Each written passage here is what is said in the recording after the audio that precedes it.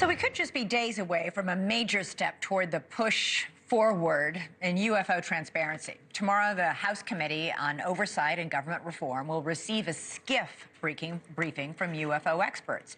As you may recall, a SCIF is a highly secure room where lawmakers can share classified information and hear it.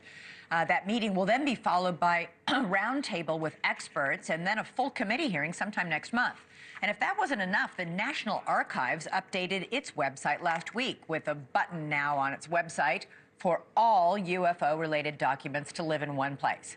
So the question tonight is, did they release any new files that reveal anything big, or is it just more of what we already know about unidentified aerial phenomenon? Joining me now on the phone is Ryan Graves. He's the first active duty pilot to come forward publicly about UFO sightings. He's also the founder of Americans for Safe Aerospace. Ryan, great to have you here. First of all, who are the UFO experts who are going to be giving this very classified or secure briefing tomorrow in the SCIF? Do you know? I don't know, and I think that's a very good question. I think a lot of what is going to be done in Congress in the near future is going to be informed from the education that Mr. David Grush is going to be able to provide the Congress people that he's now working with. So I expect that the experts will come as people that David Grush advised to potentially be on that board. And I think, based off of the testimony that David Grush made in 2023, he seemed to indicate that he had key knowledge about individuals and stakeholders and organizations, and I would expect that some of these experts may come from some of those organizations. Right. David Grush is the person who kind of blew the lid off this whole thing when he came forward and said that there was a top secret government program that had retrieved alien remains of beings not of this world, as well as craft that were not from planet Earth. But after this bombshell interview here on NewsNation and then his bombshell testimony in Congress, where he had to answer a lot of questions by saying, I can't tell you unless we're in a SCIF, we haven't heard much else. Do you think finally with these hearings, starting with the SCIF briefing tomorrow and the hearing scheduled next month, that we will begin to hear more about this, or is this something that will remain top secret?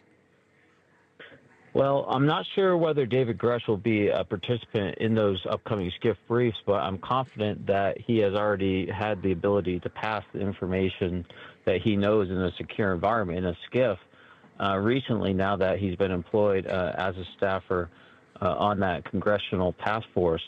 Now, whether that information comes out of those hearings and immediately comes to the American people, I would suggest it will not.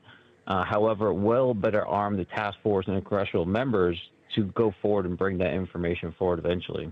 You have really pushed for more transparency and more acceptance of military pilots who have been for years, pilots like yourself, who saw and recorded things and said, this is not normal, this is not natural. And many pilots who felt intimidated about reporting what they were seeing. Has that changed at all, Ryan?